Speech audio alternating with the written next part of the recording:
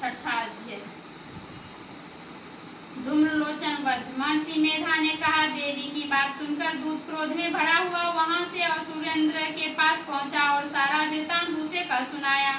दूत की बात सुना असुरेंद्र के क्रोध का ठिकाना न रहा और उसने अपने सेनापति धूम्रलोचन से कहा, धूम्रलोचन, तुम अपनी सेना सहित शीघ्र वहां जाओ और उस दुष्टा के केसों को पकड़कर उसे घसीटते हुए यहाँ ले आओ। यदि उसकी रक्षा के लिए कोई दूसरा खड़ा हो, चाहे वह देवता, यक्ष अथवा गंधर्व ही क्यों न हो, उसको तुम अवश्य मार डालना। महर्षि मेधा ने कहा। शुंभ के इस प्रकार आज्ञा देने पर धूम्रलोचन 60,000 राक्षसों की सेना साथ लेकर वहां पहुंचा और देवी को देख ललकार कर कहने लगा, अरे तू अभी शुंभ और निशुंभ के पास चल। यदि तू प्रसन्नता पूर्वक मेरे साथ न चलेगी तो मैं तेरे केसों को पकड़कर घसीटता हुआ तुझे ले चलूंगा।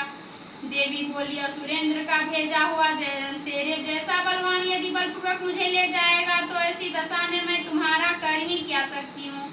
महर्षि मेधा ने कहा। ऐसा कहने पर धूम्रलोचन उनकी ओर लपका, किंतु देवी ने उसे अपने हुंकार ही से भस्म कर डाला। यह देखकर असुर सेना क्रुद्ध होकर देवी की ओर बढ़ी, परंतु अंबिका ने उन पर तीखे बाणों, शक्तियों तथा फरसों की वर्षा आरंभ कर दी। इतने में देवी का वाहन भी अपनी गिरवा के बालों को झटकता हुआ और बड़ा भारी शब्द करता हुआ असुर सेना में कूद पड़ा। उसने कई असुरों को अपने पंजों से, कई को अपने जबड़ों से और कई को धरती पर पटककर अपनी दाढ़ों से घायल करके मार डाला। उसने अपने नखों से कई असुरों के पेट फाड़ डाले और कई असुरों का तो केवल थप्पड़ मारकर सिर धड़ से अलग कर दिया। कई असुरों की भुजाएं और सिर तोड़ डाले और गर्दन के बालों को हिलाते हुए उसने कई असुरों को पकड़ कर उनके पेट फाड़कर उनका रक्त पी डाला। इस प्रकार देवी के उस महाबलवान सिंह ने क्षण भर में असुर सेना को समाप्त कर दिया। शुंभ ने जब यह सुना कि देवी ने धूम्रलोचन असुर को मार डाला है और उनके सिंह ने सारी सेना का संहार कर डाला, तब उसे बड़ा क्रोध आया।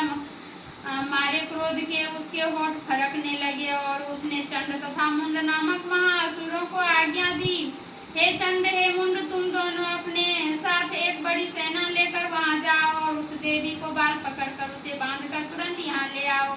यदि उसको यहाँ लाने में किसी प्रकार का संदेह हो तो अपनी सेना सहित उसे लड़ते हुए उसको मार डालो। और जब वह दुष्टा और उसका सिंह दोनों मारे जावे तब भी उसको बांधकर यहाँ ले आना। छठा अध्याय समाप्त।